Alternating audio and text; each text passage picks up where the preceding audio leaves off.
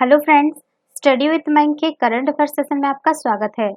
ये current affair SSC, banking, railway, state PCS, CDS, CAPF, NDA और other competitive exam आदि में सहायक होंगे। आज की डेट है 5 सितंबर 2020। तो चलिए आज का करंट अफेयर शुरू करते हैं। आज का पहला प्रश्न है, हाल ही में राष्ट्रीय खेल दिवस के अवसर पर राजीव गांधी खेल रत्न पुरस्कार 2020 में 20 से निम्न में से कौन सा खिलाड़ी सम्मानित नहीं है?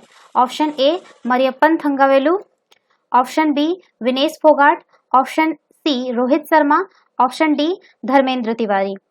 देखिए, जब बात करें राजीव गांधी खेल रत्न पुरस्कार की, तो राजीव गांधी खेल रत्न भारत में दिया जाने वाला सबसे बड़ा खेल पुरस्कार है। इस पुरस्कार को भारत के भूतपूर्व प्रधानमंत्री श्री राजीव गांधी के नाम पर रखा गया है। यह प्रतिवर्ष खेल एवं युवा मंत्रालय द्वारा प्रदान किया जाता है। प्राप्तकर्ताओं को मंत्रालय द्वारा गठित एक समिति द्वारा चुना जाता है और उन्हें अंतर्राष्ट्रीय स्तर पर पिछले 4 साल की अवधि में खेल क्षेत्र में शानदार और सबसे उत्कृष्ट प्रदर्शन के लिए सम्मानित किया जाता है।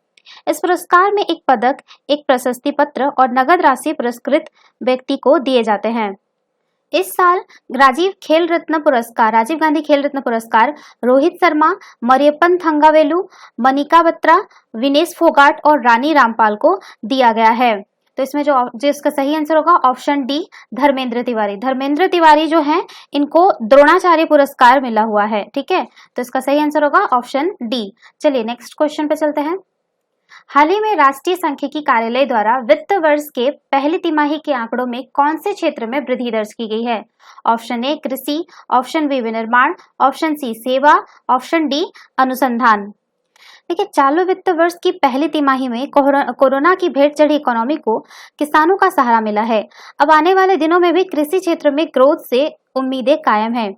कोरोना के कहर के सामने जब अन्य सेक्टरों ने घुटने टेक दिए, तो कृषि सेक्टर की ही सीना तानकर खड़ा है।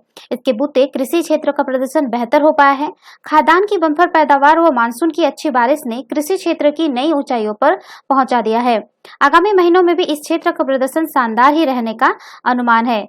जीडीपी में बड़ी हिस्सेदारी रखने वाले मैन्युफैक्चरिंग व सर्विस सेक्टर के हाल कोविड-19 महामारी पर काबू पाने को लागू देशव्यापी लॉकडाउन के चलते बिगड़ते गए।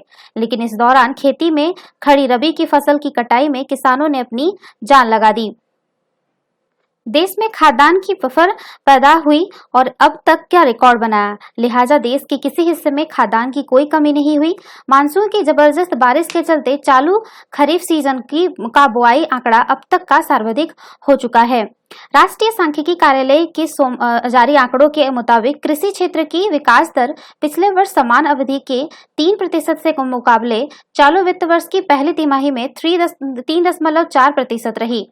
इस तिमाही में कृषि क्षेत्र का विकास दर में अनुमान रबी सीजन की पैदावार को भी शामिल किया गया है, जो जून 2020 तक जारी रहा है। इसके अलावा इसमें दूध, अंडा, मीट, ऊन व पशुधन के उत्पादन भी शामिल है। तो इसका सही आंसर होगा ऑप्शन ए कृषि। चलिए नेक्स्ट क्वेश्चन पे चलते हैं। हाल ही में दक्षिण पूर्वी एशिया के कौन से देश में प्रीतम सिंह को विपक्ष के पहले नेता के रूप में मान्यता मिली है? Option A Thailand, option B Singapore, option C Malaysia, option D Indonesia.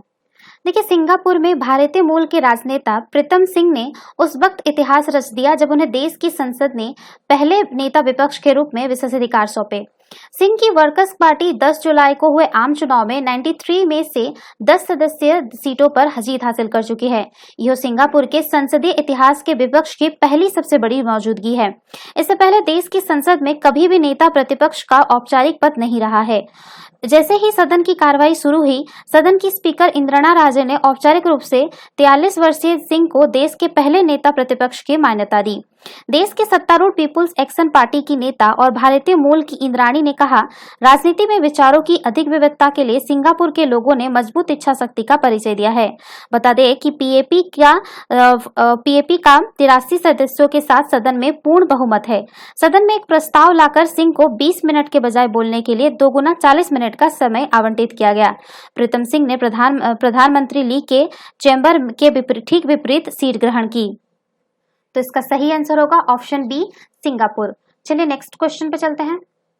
हाल ही में Indian institute of information technology and manufacturing के पूर्व छात्र द्वारा विकसित की गई gangman free warning alarm system का नाम क्या है? ऑप्शन ए जागृत, ऑप्शन बी चेतन, ऑप्शन सी साथी, ऑप्शन डी ध्वनि। देखिए, जबलपुर मध्य प्रदेश के युवा नवोन्मेषी द्वारा विकसित साथी नामक उपकरण रेलवे के लिए उपयोगी साबित हो रहा है। इस gangman pre warning alarm system से किसी ट्रैक पर कार्यरत गैंगमैन का ट्रेन के आने की सूचना समय रहते मिल जाती है, जिससे वो दुर्घटना का शिकार होने से बच सकता है। रेलवे बोर्ड ने इस आविष्कार को बेस्ट इनोवेशन के रूप में चुना है। साथ ही प्रायोगिक तौर पर आसनसोल रेल मंडल में इसे उपयोग में लाया जा रहा है। जबलपुर स्थित Indian institute of information technology design and manufacturing से शिक्षा पूरी करने के बाद अतुल गुप्ता ने जबलपुर में ही रोबोकृति इंडिया प्राइवेट लिमिटेड नामक स्टार्टअप में इस सिस्टम को विकसित किया। रेलवे द्वारा सराहना और आसनसोल रेल मंडल में अपेक्षा के अनुरूप परिणाम मिलने के बाद उन्होंने इसके उत्पादन को गति देने के लिए रेलवे को प्रोजेक्ट तैयार कर भेजा है। अतुल गुप्ता ने बताया कि उन्हें उम्मीद है कि रेलवे इस उपकरण का बड़े पैमाने पर उपयोग में ला सकता है। गैंगमैन अपने साथी को कुछ दूरी पर पटरियों के किनारे निगरानी के लिए तैनात करते हैं ताकि ट्रेन निकलने की सूचना पहले मिल सके। कई बार निगरानी के दौरान सूचना समय पर नहीं मिल पाने से हादसे हो जाते हैं। इन्हीं समस्याओं को दूर करने का प्रयास इस सिस्टम के द्वारा किया जाएगा। अब तक ट्रांसमीटर के माध्यम से ट्रेन के 10 किलोमीटर दूर रहते ही सूचना गैंगमैन तक पहुंच जाएगी। इस दूरी को आवश्यकता के अनुसार कम और ज्यादा किया जा सकता है। इससे काफी फायदा होने की उम्मीद है। Pre warning system alarm system साथी में दो उपकरण हैं, सेंसर और रिसीवर। दोनों आकार में छोटे हैं, जिस कारण गैंगमैन इसे साथ लेकर चल सकते हैं। ट्रैक की मरम्मत के समय गैंगमैन सेंसर को उस स्थान से पर्याप्त दूरी पर ट्रैक के किनारे लगे पोल पर रख सकते हैं। वह रिसीवर को अपने साथ रखते हैं। उस ट्रैक पर जब कोई ट्रेन सेंसर के सामने से गुजरती है तो तत्काल गैंगमैन के पास रिसीवर पर संदेश पहुंच जाता है और टीम अलर्ट होकर तुरंत ट्रैक से हट जाती है। तो इसका सही आंसर होगा ऑप्शन सी साथी। चलिए नेक्स्ट क्वेश्चन पे चलते हैं। इस साल राष्ट्रीय खेल दिवस के अवसर पर मौलाना अब्दुल कलाम आजाद ट्रॉफी से कौन से संस्थान को सम्मानित किया गया है?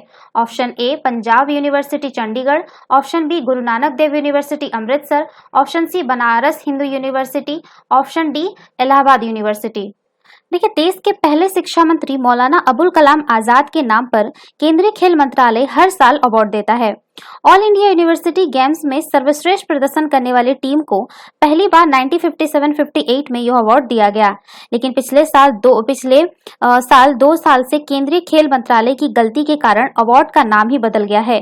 ट्रॉफी का नाम मौलाना अबुल कलाम आजाद की जगह मौलाना अब्दुल कलाम आजाद हो गया है। मंत्रालय की वेबसाइट पर भी यही नाम दिखाया जा रहा है। 29 अगस्त को खेल दिवस के दिन राष्ट्रपति यूनिवर्सिटी गेम्स की सर्वश्रेष्ठ टीम को यह अवार्ड देते हैं। इस साल यह अवार्ड पंजाब यूनिवर्सिटी चंडीगढ़ को दिया गया है। तो इसका सही आंसर होगा option A Punjab university Chandigarh. चलिए नेक्स्ट क्वेश्चन पे चलते हैं। हाल ही में मशहूर तोसिमाइन एम्यूजमेंट पार्क 94 साल बाद बंद किया गया है। यह पार्क कौन से देश में स्थित है? ऑप्शन ए चीन, option B Indonesia, option C Japan, option D Taiwan. देखिए, जापान की राजधानी टोक्यो स्थित मशहूर तोसियामन एम्यूजमेंट पार्क 94 साल बाद बंद हो गया। यह पार्क अब हैरी पॉटर थीम के बदले जाने के बाद 2023 में खुलेगा। उत्तरी टोक्यो स्थित यह पार्क 1926 में खुला था। पार्क का गेट बंद करने से पहले आकर्षक आतिशबाजी हुई।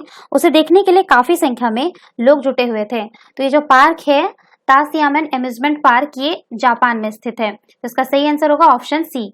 चलिए नेक्स्ट क्वेश्चन पे चलते हैं। हाल ही में भारतीय रेलवे द्वारा रेलवे के सभी महत्वपूर्ण स्टेशन को सौर ऊर्जा से जगमग कराने का लक्ष्य कौन से वर्ष तक पूर्ण करने का रखा गया है? Option A 2030, option B 2023, option C 2025, option D 2035। देखिए, सौर ऊर्जा उत्पादन के लिए रेलवे ने मेगा योजना तैयार की है। रेलवे ने 51,000 हेक्टेयर खाली भूमि पर 20 गीगावाट सौर बिजली उत्पन्न करने की योजना तैयार की है। इससे भारतीय रेलवे 2030 तक 23 बिलियन यानी 3300 करोड़ यूनिट से अधिक ऊर्जा खपत को पूरा करेगा। वर्तमान वार्षिक खपत 20 बिलियन यूनिट है। इस तरह मेगा योजना के तहत रेलवे ग्रीन बोर्ड में आ जाएगा और देश के सभी रेलवे स्टेशन सौर ऊर्जा से जगमगा उठेंगे। इस योजना के तहत 2030 तक सारी खाली पड़ी जमीन पर सोलर पैनल लगाने का लक्ष्य रखा गया है। इसके साथ 2023 तक रेलवे ट्रैक 100% विद्युतीकृत हो जाएगा। रेलवे की पीएसयू ऊर्जा प्रबंधन कंपनी लिमिटेड ने पार्सल की खाली भूमि पर भी सौर पैनल लगाने के लिए निविदा जारी की है। रेलवे ने वाराणसी, नई दिल्ली, पुरानी दिल्ली, जयपुर, सिकंदराबाद, कोलकाता, गुवाहाटी, हैदराबाद, हावड़ा समेत 960 से अधिक स्टेशनों को सौर ऊर्जा से लैस कर दिया है। 550 नए स्टेशनों में से 198 मेगावाट और सौर ऊर्जा का उत्पादन भी शुरू हो चुका है। रेलवे अधिकारियों के अनुसार इस योजना से शून्य कार्बन उत्सर्जन के लक्ष्य को प्राप्त करने के साथ ही सौर ऊर्जा के उपयोग को बढ़ावा मिलेगा। पिछले दिनों प्रमुख सौर ऊर्जा डेवलपर्स के साथ बैठक कर शून्य कार्बन उत्सर्जन का खाका तैयार किया गया। अतिक्रमित भूमि पर सौर ऊर्जा संयंत्र स्थापित करने के लिए डेवलपर्स को रेलवे की तरफ से मदद का भी आश्वासन मिला है। तो इसका सही आंसर होगा ऑप्शन ए 2030। चलिए नेक्स्ट क्वेश्चन पे चलते हैं। हाल ही में एक अंतर्राष्ट्रीय संस्था द्वारा भारत के संदर्भ में जारी लैंगिक अनुपात आंकड़ों में 2030 तक असंतुलन बढ़ने की बात कही गई है। यह आंकड़े कौन से संस्था के द्वारा जारी किए गए हैं? Option A King Abdullah University of Science and Technology, option B University de Paris, option C University of Michigan, option D A और बी दोनों। देखिए, भारत में चुनिंदा गर्भपात के चलते 2030 तक लड़कियों के जन्म के आंकड़ों में लगभग 68 लाख की कमी आएगी और सबसे अधिक कमी उत्तर प्रदेश में देखने को मिलेगी। सऊदी अरब की king Abdullah University of Science and technology और यूनिवर्सिटी डे पेरिस फ्रांस के शोधकर्ताओं ने एक अध्ययन के बाद यह बात कही है। उन्होंने जिक्र किया कि भारत में प्रसव पूर्व लिंग चयन और सांस्कृतिक रूप से लड़कों को अधिक प्राथमिकता दिए जाने की वजह से 1970 के दशक के समय से जन्म के समय लैंगिक अनुपात में असंतुलन रहा है।